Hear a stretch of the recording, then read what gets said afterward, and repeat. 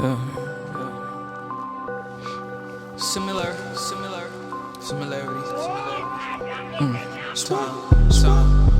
Tug out, bad bitches on my lap. I lost some weight, but I'm still fat. Remember last week, what was that? You niggas too young for the shit. I was up top with the grits. My name is OldmanSippin, and this is me. Let's get it. Let's get it. Oh, here we are. We here, bro. Ladies and gentlemen, we're back. After a couple weeks of delay. Mm-hmm. Took a little mini vacation, work vacation, had to take care of some things, take care of some bills. Make that money, man. Got to make that money, unfortunately, sometimes, Yes, sir. But I got a friend of mine, good guy.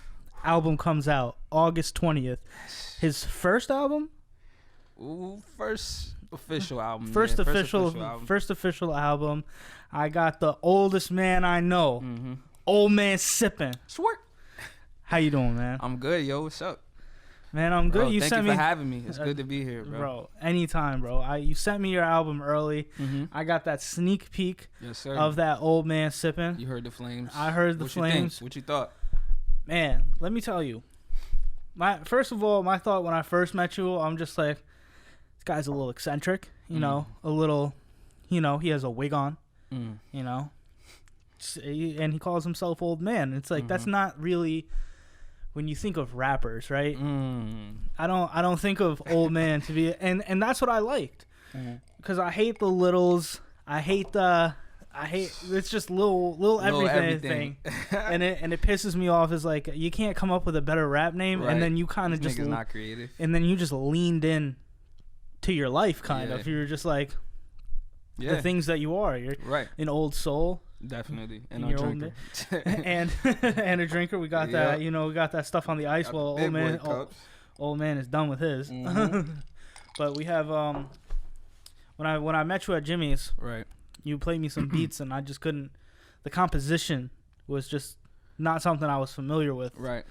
But I knew it was interesting because the way Jimmy and Vito say that you tune your 808s is a little bit differently than what they did, and they told me they learned a lot from you in that situation. And my kids. Like, nah, I'm just kidding. I love both of them guys. Yeah, it's funny to hear other producers talk about another producer and an artist and say, yo, this is how this guy is, like, does this better, and you're willing to teach. Yeah, definitely. And it wasn't like anybody you looked at those guys as like competition, like, I can't teach them because family. They my family, like, and to be honest, like, if I fuck with you, I'm gonna show you the game. I'm gonna give you the game, bro. It took me years to learn what I learned about production. It took me years to, like, study composition and understand music theory, and that's just, like, that side. There's mad aspects of producing that you wouldn't even guess. It took years to learn that shit. So when did you start? When did I start producing? Probably around, like, 8th grade, I want to say. I was trash for a long time, though. I was garbage, hot garbage. Did anyone tell you were hot garbage, or you just knew? Oh yeah, everybody. A lot of people told me. Well, it's good you had those honest people around you. Exactly, and I had a weird, like, cause I'm a gamer. I love video games to the point. What's your favorite? I like classics. I like Ape Escape, the first one. Tony Hawk Pro Skater, the first one. Yeah, Crash. Bandicoot. Yo, I used to just be in my room, and I used to, like, press the game. I used to pause the game, and when you pause the game, like, the music will play in some games, like Tekken. Tekken is another one I used to love. Yep. So I used to pause the game and just listen to the music, the compositions. So a lot of the songs that I make, I started producing. They sound like video game-ish, but I'm, like, adapting that to hip hop and rap, and I think that's what gives me, like, a real unique eccentric. Because you brought that word up. That's what gives me that eccentric vibe. And then, I'm just a different guy. Like, just different. What do you think, which video game do you think had the best soundtrack? For me, it's either Tekken or Ape Escape. Tekken 4 or Ape Escape, the first Ape Escape. All produced by Japanese composers. That's Suichi. I don't remember his last name. And then they had multiple composers on the Tekken game. But yeah, I would say one of those two. As far as composition goes, for me, it probably has to be Halo 3. That's different composition. Right there. I mean, you had the more gospel choir in the background, though. Yeah. Oh. But to me, that was very beautiful in the sense of, like, this is a video game that's just killing aliens, right? And it's like, but they took the time for the artwork in the game, and on top of that, the music that went so well with the story. And it's like, people don't understand, like, when you make music and when you listen to these compositions, to score a movie is incredible. That's like, my dream. Like Hans Zimmer, like when he scores all of these movies, it's like, it's insane to hear from Interstellar to Inception and stuff like that. Oh my goodness, that's my favorite movie of all time, Inception. And you listen to these soundtracks and the music is just building, and then you can just see the layers. That's literally my dream of, like, I want to score stuff. Like, I'd rather score stuff than be a rapper, I'm gonna be honest. Like, I want to, like, make sound that goes with, like, vibes and energy and visuals. That's another reason why I feel like my music is just so different, because, like, Vito tell me all the time, like, yo, your shit is just so atmospheric. It's so, like, just make me feel certain moods and shit. I feel like that's my strong point, you know, because I want to score. You feel like you could look at a scene in a movie and you could adapt the music to it. It doesn't have to be hip hop. Nah, it could be anything. You could tell. It could be anything. It could be drum and bass. It could be house. I love house music. You know, I love jungle. Like, I don't know. Like, people probably don't even know what jungle music is. Like, I love all that shit, bro. So it's like. And some people, and there's some great errors in music, which I feel like, and no offense to them, I know they did a fantastic job, but the Black Panther soundtrack to me wasn't good. I think they really dropped the ball on that. my boy Future kind of was the upsell on that. I agree though. I didn't like it too but much. It's just like they had the hit, right? They had the hit and they covered their bases. Yeah, and I'm not gonna lie. I'm not a Kendrick fan. Yeah, I don't blame you. Yeah, but at the same time, it's like it wasn't there for me. But you know what movie was great that you would like? I'm sure you would like Spider-Man Into the Spider-Verse. I didn't even see it, bro. Best movie of last year. Hands down. I started watching it, bro. The scoring to that music, it's amazing. Oh, and I wanted to get back to that too, cause scoring, like, cause you say you like the Halo. Do you need another drink? You need some more ice? Hold on. Let me get some more ice. Let the old man get some more ice. We gotta get him a drink. I need it.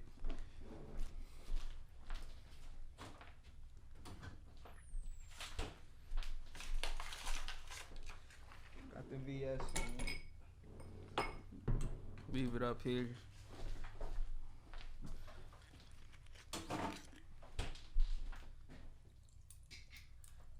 Yes. I know y'all heard that. Hey, you want a little more? You good? What you thinking? Yeah. I got you. Yeah, get you nice and right. It's that dark.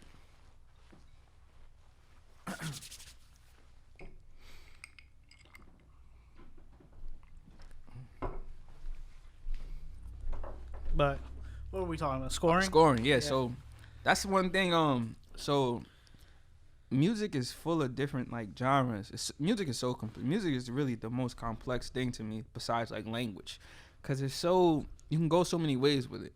So a game like Halo, the way they score Halo is a lot more orchestral and like angel, heavenly voice, you know, music scales.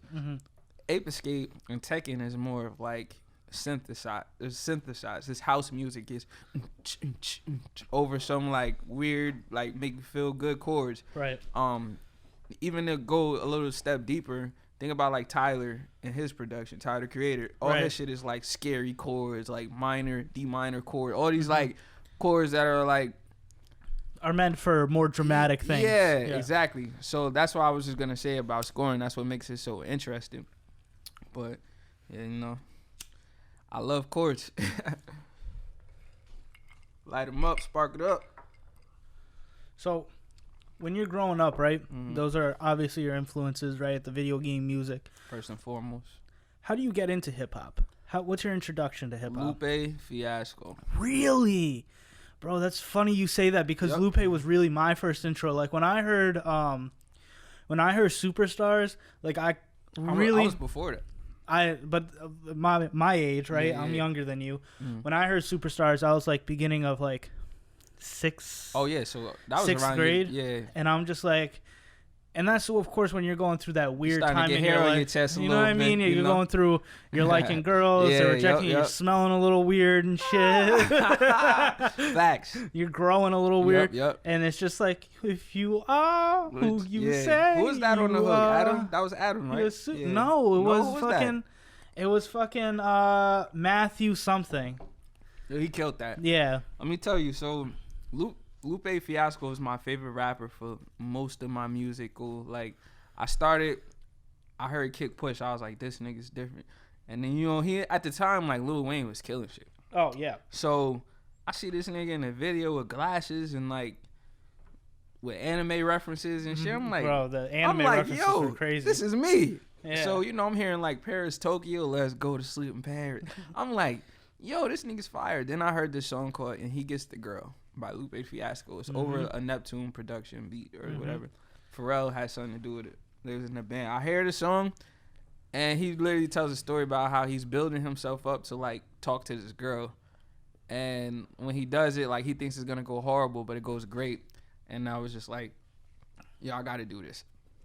Okay, I asked my cousin, Dopest Vay. Shout out to him, by the way.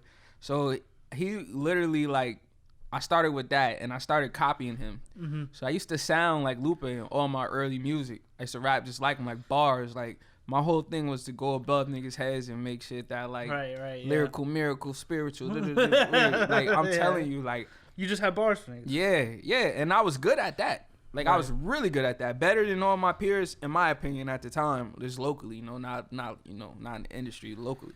So I was doing that for a while.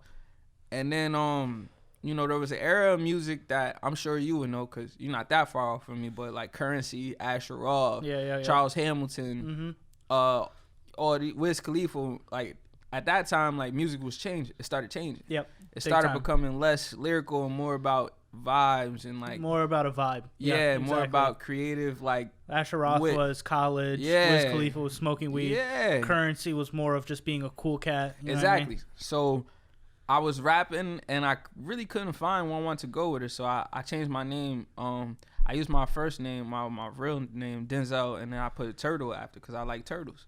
So I was called Denzel Turtle for a little while, and I was getting really introspect, really creative. The shit was sounding really strange. I was experimenting with different sounds, and I was getting good. I was getting good push, good feedback. I dropped a project.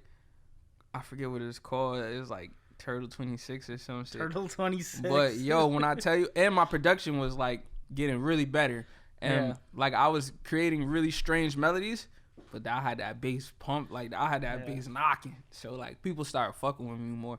This is around the time like Wiz Mac first started to get his like bubble up a little bit. He dropped this joint called Camo. What year is that? Oh man, what year was it? Had to be like 2014 around that time. And I just finished high school in 2011. So I moved to New York City. Okay. And I started experimenting with like just weird sounds from anime. I'm sampling the anime, but I'm putting like 808s behind it. Anime music is so good. Amazing. Like, people don't understand. Like, I understand, that's kind of fucking gay.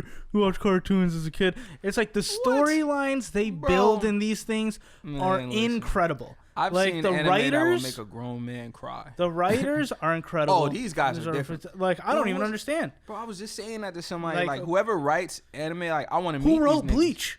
Who writes Bleach? Seven Deadly Sins, Yu Hakusho. Like, who are Naruto? Like, these shits are like crazy. When I started really getting into anime music was like Naruto, definitely, because like when it came on Toonami, and it was the old one. And it had the English, one where it was like, "We are fighting heroes." I'm gonna be honest, I hate Naruto. Really? I hate One Piece. I don't like childish anime. Do you like Dragon Ball Z? I used to love it, but now that I've indulged myself in real anime, like, you're mature. like like actual anime, like Devilman Crybaby, Dead Man Wonderland or some shit like One that. Punch Man, Elfland Bleed, One Punch Man, like, and Berserk, anime that's not so. Yeah, you named 2 I don't even know about. Yo, I'll put you on some game, bro. Like you're deep. I've started watching anime where like the good guy doesn't win at the end, like the nigga get fucked up, his girl get taken, the bitch get raped and so shit. Like I've seen some shit, bro. So it's like when I started watching shit like that, I kind of like when I see Naruto or I see One Piece, I'm just like, oh, this is clearly made for kids. It's clear, well, not kids, but younger. Like it's happy. It's like jittery, but it's not really that much realistic for me, you know. So it's not that Cowboy Bebop vibe. Exactly, Samurai Champloo, like that real adult shit. You know, like I fuck with that. That shit. Cowboy Bebop sound, like that's when I was just like, doom doom doom doom doom. I was like, bro, who the fuck is this guy making this? You know what I mean? Cowboy Bebop and Samurai Champloo, some of the best music I've heard in anime, especially Samurai Champloo, because that shit is like hip hop. Like the composers of that, like they was in love with the nigga. What's his name? R.I.P. Yo, I'm so mad I don't remember his name. Jay Dilla. Oh, they was in love with this nigga, bro. Like, and all they shit was sounding like his shit. They just Japanese. You know, I love when people do that shit, bro. Yeah. When they take something that they love and put it in their version of it, but they're a different culture, you're gonna get a real interesting sound. I think the other composer's name was like Fat John or something. Something like these niggas was nice, bro. So I was listening to all that shit, and it really definitely shaped like where I am musically, for sure.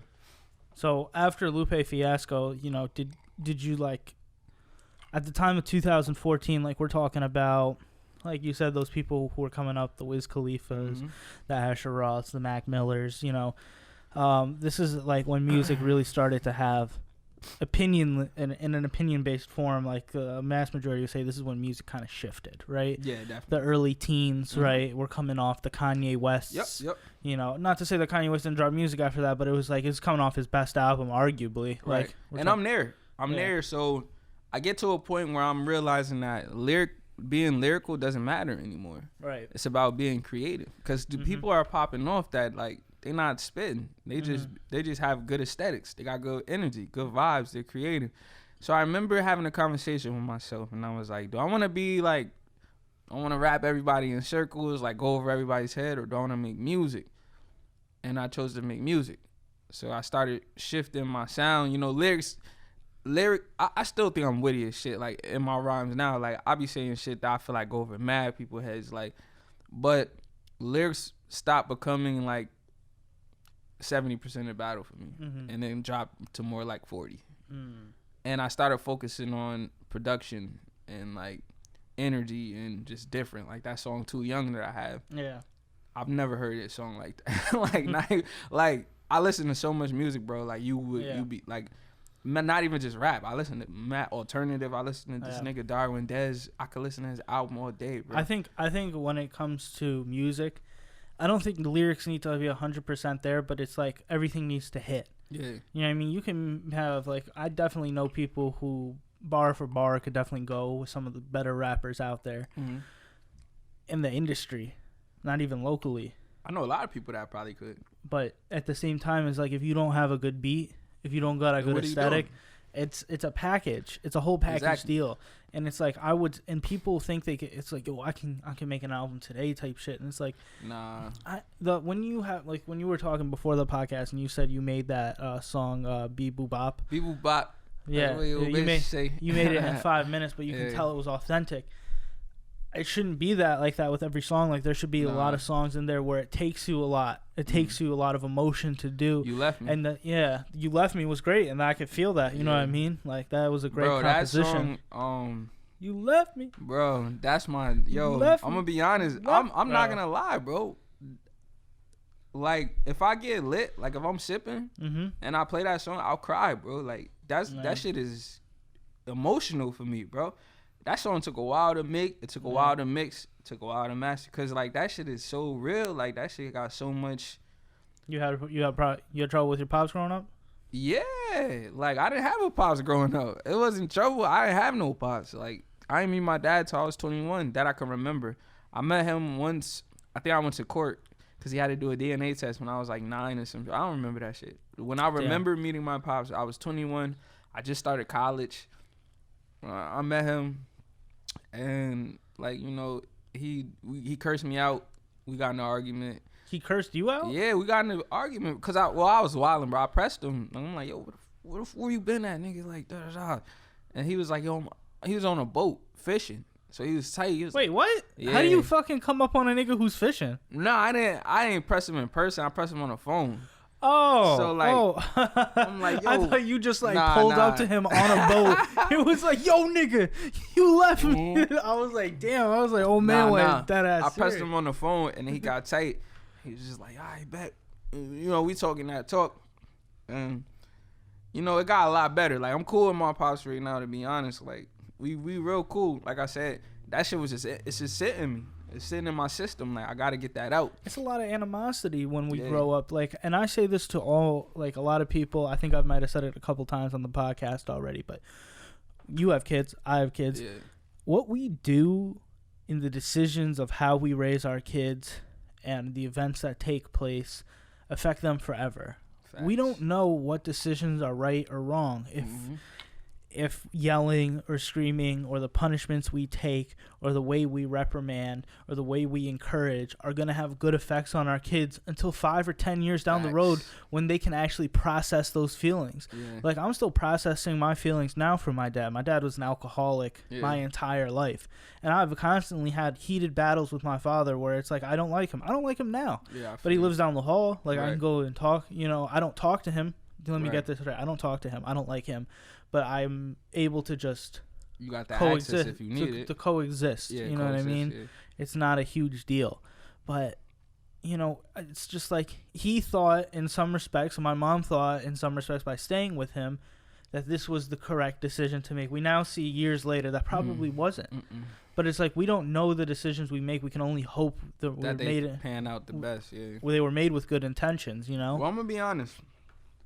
The shit that happened to me, when you don't know your dad, you don't have a source of information. Like, you don't know what's gonna happen. I'll tell you what I noticed. My mom was telling me stuff about him over the years, right? And then one day I woke up and I started looking at me in the mirror and I was seeing the same shit. And I was like, oh, this is not good.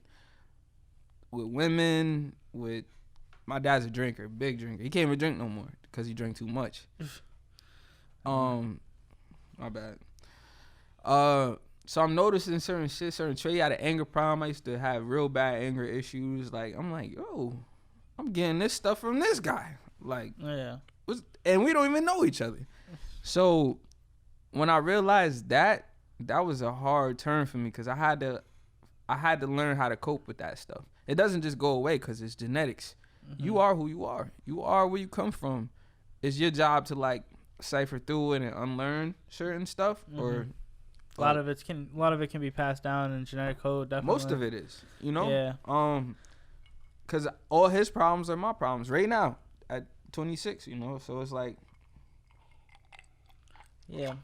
But literally all my friends, none of them have a dad except for one. Like, none of them. Shit is crazy to me. Wow. Like, shit is like niggas is just dipping. Like, what they was. Like, I think it's real better right now because from what I see on the internet and shit, you know, niggas be with their kids. But yeah, man. We have kids. We haven't lost. That's what I'm saying. You know what I mean? But, like, I guess in the 90s, niggas were just like, fuck out of here. Yeah, like, I wonder what that mindset was because I always wonder about that. Like, someone who has a kid and is like, nah. They just out, bro. Fuck that. They just don't care. I'm just like, dude.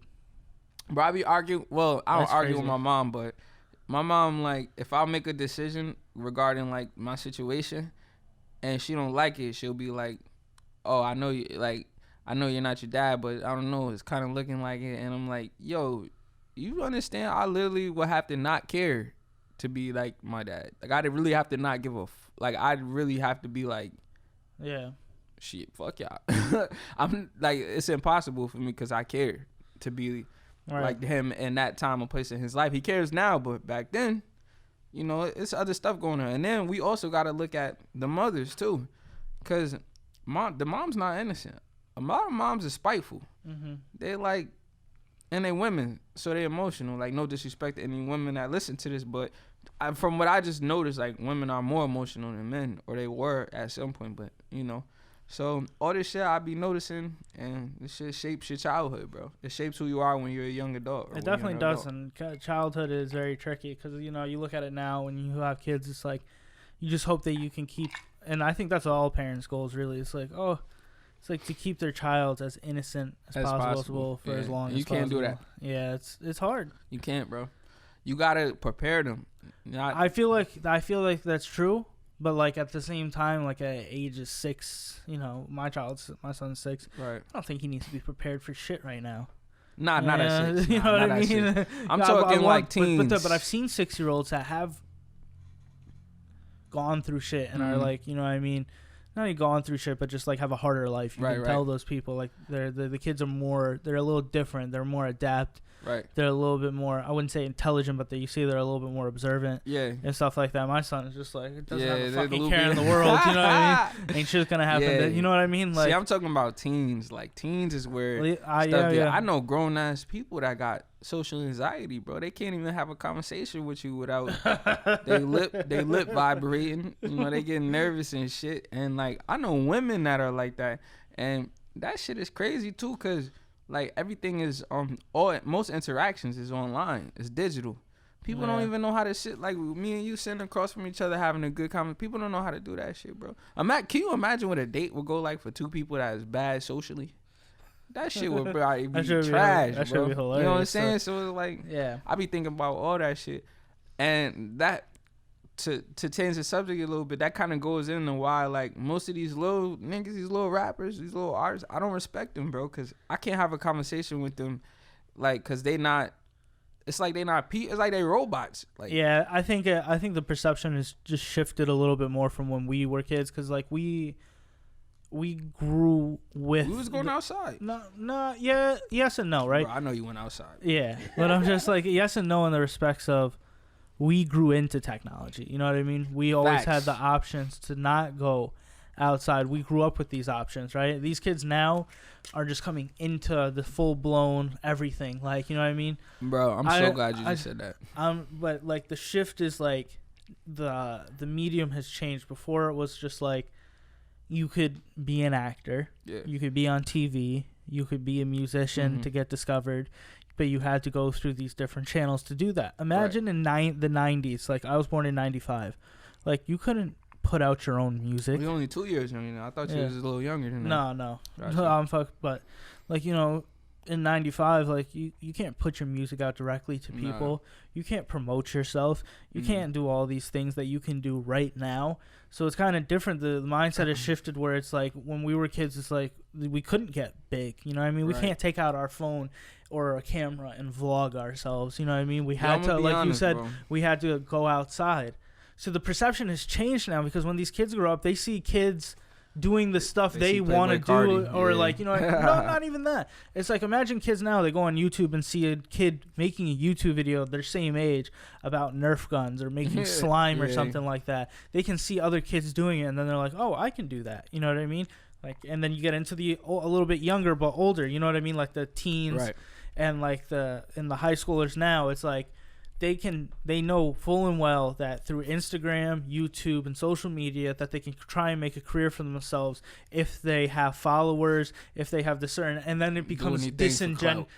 Yeah, but exactly, and then it becomes disingenuous, right? Yeah. So you can see the steps in the different generations. Like we can come and sit down, but we grew up with technology, right? So I can't say like, we always had these options, but we grew up in a time and period where like.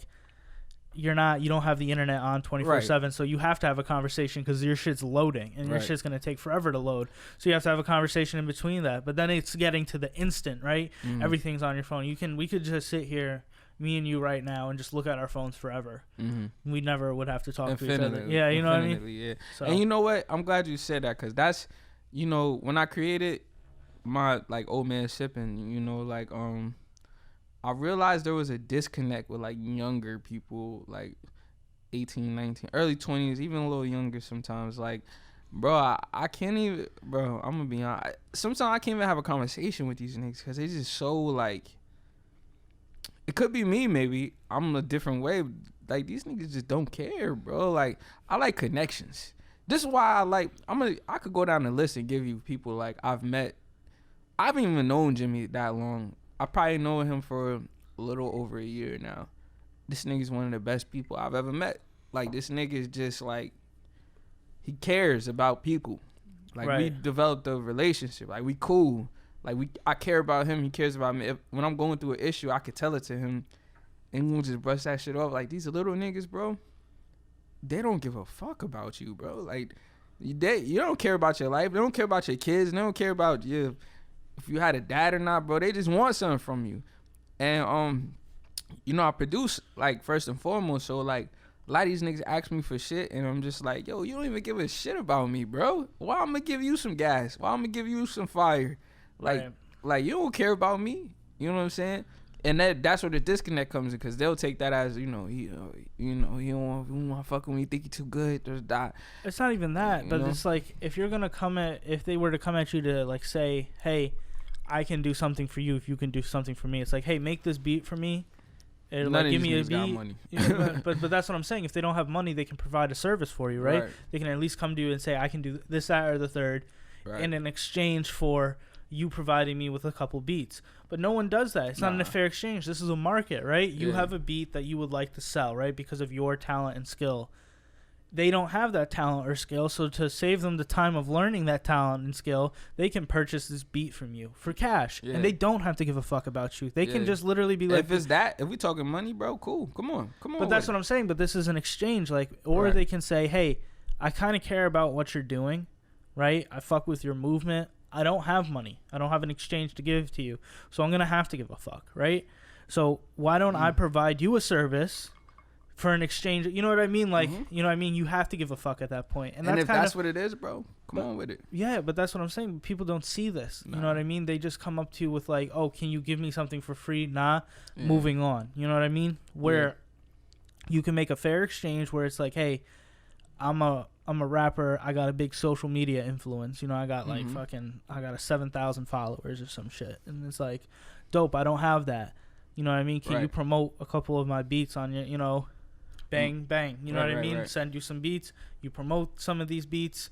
You use some of these beats. Fair exchange. You know what I mean? And it's just like, and they don't see that. And it's like astounding to me. Like, they can't have a conversation. They can't see the next level of thinking. Nah, and it's because your brain doesn't fucking physically develop all the way until you're 25, bro. 26. Oh, good, I got one more year to try and get a little bit smarter. That's not me just... That's fact, bro. I've heard that. That's science, bro. Your brain, your frontal cortex, whatever shit doesn't stop, which controls reasoning, logic. That shit doesn't develop until you're 25, 26, bro. Right. So I can't, if I'm 26 right now, so if you fucking 17, come on, bro. You don't, you know, like, you ain't got nothing to say to me. Like, and I be listening to the music of a lot of younger artists, and I'm listening to it, and I know, you know, the most important thing that I probably know right now is that I don't know shit. The only thing I do know is that you know shit with time, with age. So if you 17 and you making a song, what the fuck are you saying? What you saying? Unless your life was like crazy hard, you like, you know, you been abused, like, then okay, you got something for me. But these niggas is good, bro. Like, these niggas is just out here. I don't think necessarily that is a whole case, because, like, some of these people are going to come out and try and be an artist when they're 17. But I say good for them, because if they think in a year they're going to be hot shit, it's probably not. You got to go through, like, 3 years of not being shit before you can really... You got to put the work in. And I'm not saying don't. But someone has to start somewhere. Exactly. But it's like, you know what I mean? I agree with you. So I'm not saying don't follow your dreams at any age. Like, be what you want to be. I'm just saying you don't have nothing for me. Right. Unless you do. You know, because I'm providing substance, bro. And I'm not even rapping like that. Like, when I say that, I mean, I'm not like trying to be J. Cole, bro. I'm making vibes. I'm making energy. I'm making songs. You had a couple vibes on there. You know? I'm making songs like relatable, like you could feel, like put them shits in the whip. You know what I'm saying? Chill out. You know, so that shit is that's why I feel like there's a disconnect, at least locally, between me and a lot of younger artists. And the fact is, I did a lot of shit for these people, bro. Like, my name is all over. My producer name was Number 26. Go on SoundCloud, type on Number 26, bro. You're going to see mad songs, not my songs. Right. Songs I produce. And I'm gonna take it a step further. I wrote songs for niggas, bro. I got reference tracks on my phone, bro. Like, damn. You know what I'm saying? Like, but is that a? Let me ask you something. Someone who's not like a per se in the rap game, is writing for someone like a bad thing? You know what I mean? Depends. You know, it depends on two things. What kind of artist are you? Right. And what do you want? If you're a rapper and your whole gimmick is like bars, I'm gonna bar you to death. I'm gonna put you to sleep with these bars, and you got a writer, nah, bro, that's bad. That's not it. Yeah. If you're a nigga that you just make music, I probably come up with better songs than you. Probably only because I listen to a lot of like gimmicky songs, so I'm kind of good at coming up with gimmicky songs now. That's no knock against you. I'm just better at it than you. You can get better. You get on my level, but then it's not so bad. And like, I'm not saying that to like downplay the artists that I wrote songs for, because I wrote songs for a lot of people. I'm like, they just catchy songs, but the fact that like I'm still reaching back, I'm still helping niggas, huh? I went on an EP run, bro. I was doing EPs for niggas. Some of the shit I wrote, some of the shit I didn't. Producing everything, telling niggas like, yo, do this, say it like this, getting niggas hot, bro. Like, I still be reaching back, but it's hard when these niggas don't care about me, bro. Because I care about them. I'm trying to get your life right. Like, what you want? So I'm doing this shit, and then niggas is stealing shit from me, and like, it's the fact that you're not, maybe because they're not reaching back, because it's like you don't necessarily need to give credit for bars and stuff. I think because it's like, it's kind of weird to me, because it's like, if a rapper has a ghostwriter, it's a bad thing. But if Taylor Swift or Mariah Carey have a ghostwriter, you know what I mean? What I said, Taylor Swift and Mariah not trying to be rappers, bro. They not trying to be lyrical. It's a different music category. Like, exactly. But even still, like even rock stars and stuff like that, they somehow have their songs written and their choruses written by other. You know what I mean? So it's like, or not their choruses, their like their notes for their instruments and stuff have been written. But it's just like, to me, it's just like, if you have help, that's great, but take care of those people. If you give them credit where credit's due, and you take care of them, like, you know what I mean? Or just pay for the fucking service, you know what I mean? And then you don't have to care. It's like, if you want a music video done and you don't have the price, you know, the full price, give me an option to where you can, you know, where you can help me out. You know what I mean? I just want to say, bro, this shout out Deer Plug, my nigga Low. This nigga is working miracles right now, bro. Oh, the guy who shot your music video? Yes. That's the first video he edited it. Shane shot it, or Local Level Boy on Instagram. So, this nigga is doing miracles, bro. Excuse me. This nigga is so fire with the video editing on another level. Like, nigga should be on his fucking doorstep bowing down, praying like, yo, you're God. Like, bro, niggas sleep on him. Like, even I see it. I'm like, yo, how isn't he in every post everywhere? Like, he's moving mountains for niggas. Like, and that's exactly what I mean. Like, I fuck with him as a person. He did that off the strength, bro. Like, we actually friends. Like, you know, we don't talk every day, but like, if he hit me up and asked me for something like of audio ish that I could help him with, I'm on it. Right. No question. I want to make sure he good. Like, you eating, you good, you and your girl straight. This nigga's in China right now, bro. I still make sure he's good. Like, damn, China, bro, doing his thing, like going off with the visual shit. Like, I feel like niggas be like, they'll use you up, they'll use all your juice up till, and then move on. You know? Yeah, I think my mother said it the best. There are givers and then there's takers in this world. What are you? You know, there's people who give. Facts. And I think you would be classified as a giver. Yeah. I think I do as well. And there are people who just want to take, you know, and they don't understand how to give or reciprocate, or you know what I mean?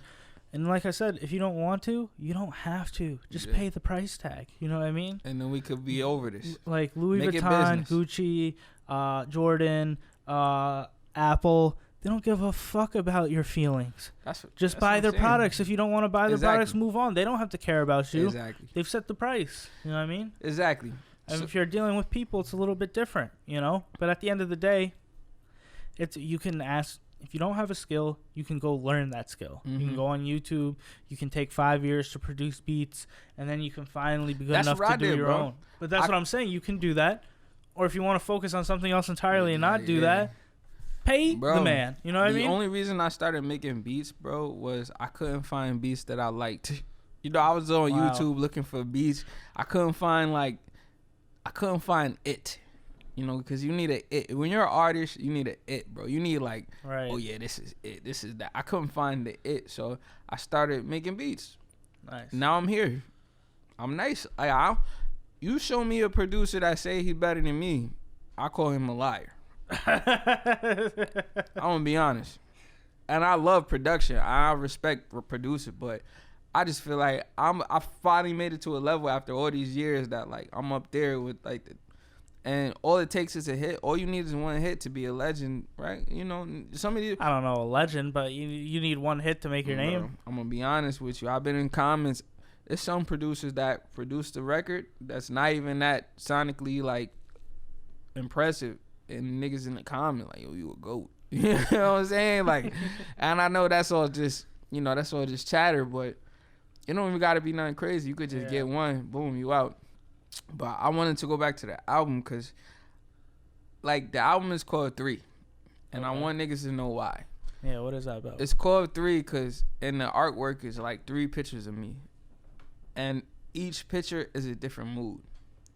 So I'm a goon in one picture. I got the strap pointing at the camera. That's gonna be them hard tracks. Them shit we talking about guns and shit. Like I'm with the shits. Like I'm fucking off. Like if you fuck with me and I got a strap, I'm probably gonna shoot you.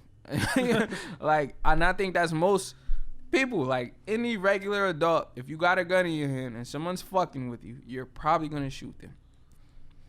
Like pretty self-explanatory. So then I got my introspective creative side. That's when you put me on the track, I might die or something. You know, I'm thinking, but I'm thinking creatively now. Now I'm in a place where like it's aura.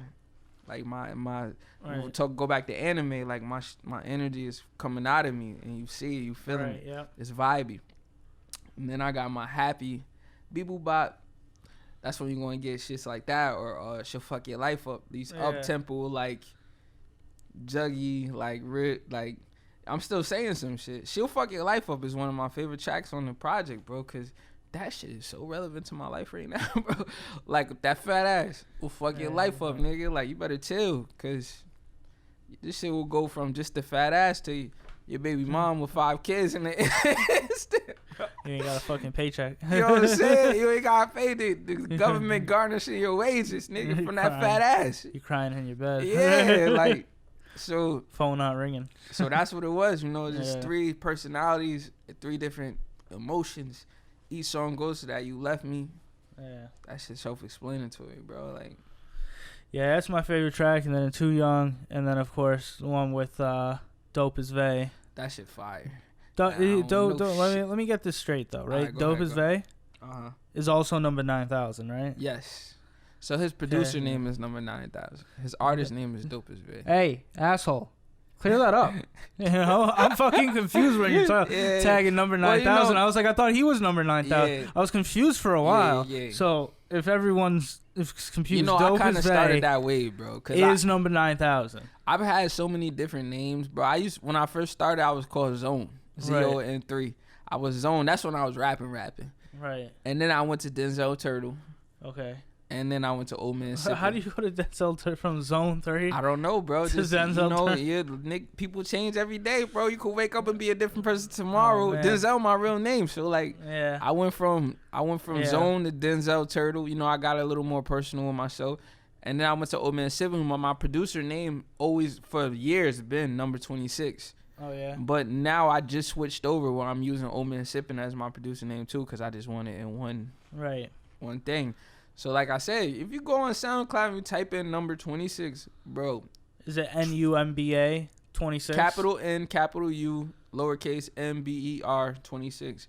Mad songs will pop up from mad different rappers that I'm produced for OD. And I'm talking some of these songs is hits. Like I'm just giving them away for free. Like just out here, bro. So, you know. So what do you feel about nowadays, like with these new producers? I mean, you can type in crazy shit or not crazy shit, like some simple shit beats on Instagram, and there's trash, bro. Everyone. I can tell a good producer from a bad. It's only 1, two. It's only like 4 producers locally, at least, that I think are like a little bit talented. Not even a little bit. Like I think I'm saying they're more talented than most. Yeah. Like, and that's I fuck with Cabs heavy. That's my guy. Vito is crazy talented. Like Vito sleep on himself. Like Vito's a nigga. Like I'll play some shit and he'll go crazy. I'm like, Vito, we must be hearing different because these shits you coming with. These shits heat, but we respect each other so much that we, Yeah, I can't believe his the last year being broke shit. That shit was. I remember hearing that years ago before I even knew really who Vito was from Jimmy when we were working in the fucking dishwasher and shit. And Vito got some fire, bro, and Vito be pushing me like he be like, bro, no, you got the. I'm like, no, you got the. We be going back and forth, but Vito, Cavs, Jimmy is a super good producer too when he locked in. Yeah, like when he's locked in, he be making shit. Lonely, Glockstar Lonely. Like he younger, that nigga got some heat. You can hear when a nigga got some heat. He got some heat. Cino Cartel, he's another one. He's super talented. Who else? That be producing Tom Bumps. I think that's how you say his name. He's fire. He work a lot with Solely Had and them niggas. Mostly Everything. Mostly Everything is another one. Super fire producer. I hate leaving people out. Doc on the beat. Perp Dog. This nigga Perp Dog got hits. This nigga produced Nigga We Made It. Yeah. What else he produced? Rob, Stone, Chill Bill. Yeah. What else? He got some joints. Yeah. He don't really fuck with the scene. Like he don't be around, I guess, cause I don't know what happened, but he don't rep the town. But I mean, it's a different. Like I said, we grew up in a different time. You know what I mean? Where we would say that, but we weren't serious about it. I feel like now there's a more positive energy towards just like people being able to promote other people without feeling some type of way like they have to give. I feel like those types of people are just a little misguided. Like it's not always about them, and there's a bigger picture. Like not to even put your town on the scene. Like I understand you might not fuck with Albany. It's a small town. You see everybody. You grew up with everybody. You know what I mean? It's not big, but at the same time, this is a place where you can improve upon where it was when you were growing up to a better place when you're where you are now. It just takes some effort. So it's what you make of it. And I'm not saying don't move out, because it's like you need to experience life outside of here. Yeah. And it's definitely dope to move around. But it's definitely dope to hear people is like, yo, I grew up here, blah, blah, blah. This is the town that like kind of like made me this type of way. But obviously the experiences you have throughout in the world make you a different way. But just like, I just don't understand people who are just like, yeah, fuck that. When I hear people, it's like, yo, I can't wait to get out of Albany. It's like, I used to be one of them niggas. I think it's like, I can't wait to get out of Albany if you're trying to experience something new. But if you're like, there's nothing here to it's like you can definitely. I used to be one of them niggas, bro, and I honestly think that's why I'm not like popping right now, bro, because these niggas don't want it to be me, bro. Like niggas know my shit is better than most, bro. Niggas done called me the key of Albany. Niggas done told me I'm the young thug of Albany. Like I know my shit is. You think they were just gassing you? Nah, not these niggas. These niggas a little different, and that's the thing. Like the niggas that's telling me this, like. They got ears. Like these not like just regular. Like these niggas is in the shit. Some of these niggas do certain shit. Video like so. I'm hearing this shit and I'm not seeing like love, support, and I know why. Cause you don't want it to be me. You don't want it to be. So them. What's your key to progressing to what you want to be? Going outside my comfort zone and just keep making undeniable shit. Like my shit is undeniable. Like. Put my shit up against anybody's shit around here, bro. My shit undeniable. Like I really feel that way. Like we talking the whole package. Like I'm really talking about shit, bro. Yeah, 9 songs. It wasn't that long, which I appreciate. I like keeping it short. I like most of my projects. I like around 8 or 9. Yeah. And you honestly just 8 and 9 is just the intro. But I like keeping it short because I know every song is gonna mean something. The replay value is crazy. I've been playing this shit nonstop since I made this shit. I know it's my shit, but like each song is something. Yeah. Like you can go down the track list. You left me. everybody got daddy issues. Yeah. My brother, talking about my siblings, like, you know what I mean? I'm crazy, you know what I'm saying? I don't know, like, don't ask me nothing. Don't ask me about nothing. Right. You know what I'm saying? Bebop Bop is just super creative. I'm in the computer, like, I love computers. I love technology. But, you know, I referred it to, like, vagina and, like, bitches. You know what I'm saying? She'll fuck your life up. Nigga, she'll fuck your fucking life up, nigga. The only one that's kind of like a just throw, like, it's out there, like, throwaway was that, what's up? Let me know. What's up? Yeah. And then the last one, put me on the track, I might die or something. That's kind of diving into, like, mental issues, bro. Like, I have mad mental shit that I deal with on a daily basis. And I'm like, nigga, put me on the record, because I might not be here tomorrow. I'm creative as shit. Like, you need this creativity now. You know what I'm saying? Like, that shit is deep, bro. Like, what are these niggas talking to me about? I'm talking about, what you got for me? You know what I'm saying? The album comes out on Tuesday? Yep. August 20th. August 20th. On all platforms. iTunes, Spotify, Google Play, everywhere. SoundCloud. No, I don't think it's coming out. I got to check again. So literally not everywhere. Yeah, I guess. YouTube. It'll be out, bro. And you said you got some visuals coming with that. Yes, the first video, Too Young. Niggas saw the snippet. You know, the snippet been going crazy. Couple other videos coming after that, but it'll be here. Anything else you wanna get off your chest? Anything else you wanna tell us? Something you might have on the back burner? Something that's been on your mind? Just I'm gonna keep working, and after this album, I'm locking in with a lot of artists around here. I want to lock in with Vex. Yeah, I'm very excited about that one. Yeah, I can't wait to lock in with her. I want to lock in with Dopest Bay. I'm trying to EP these projects, bro. I'm trying to be like at least on some of them, I'm trying to be like the curator. You're trying to curate. Yeah, I'm trying to get that shit lit, because I feel like the way I structure projects is just on some whole other shit. But I'm trying to do that. Spliff, I need Spliff back. I need him to come back too. Spliff, one of my favorite artists out here. You know, I'm trying to get with mostly everything. Maybe we can get some shit popping. You know, they wave crazy right now. Right. This dude solely had streaming millions on Spotify, like literally millions. Like, really? So, you know, we see what's up. But besides that, everybody just keep creating. Be yourself. Stay old. Yeah, man. You know? I want to say I was a big fan of Wig Saved My Life 3. Bro, Wig? Yeah, those early mixtapes on SoundCloud if you want to look them up. They on there. A Wig Saved My Life, Big Black Guy is on there. Game Over. I didn't see Big Black Guy. Oh yeah. I got some joints up, bro. And giving niggas his. And this one's called 3. This one's called 3. Yeah. All right. Well. So check all that out. Most of them shits is on SoundCloud. Game Over, A Wig Saved My Life, and Big Black Guy are on SoundCloud.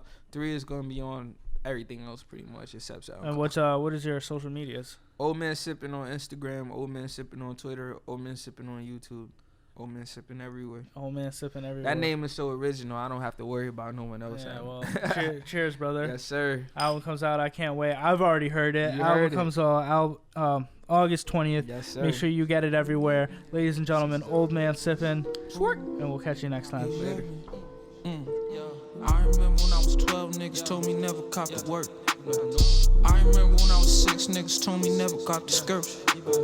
I remember my first bitch, she told me I could never teach a bird. I remember my first nigga told me I could never lose the merch. But shit got dicey, he was capping over here. My daddy left me, he was dabbing over. Had the bitches with me, it was dabble on me. When I see my daddy, I'ma have it on me. Cause he left me with my fucking lonely. I just spray the chopper like I'm 30. Full plays like I'm sody. I hate you niggas, you so phony. You left me. You left me.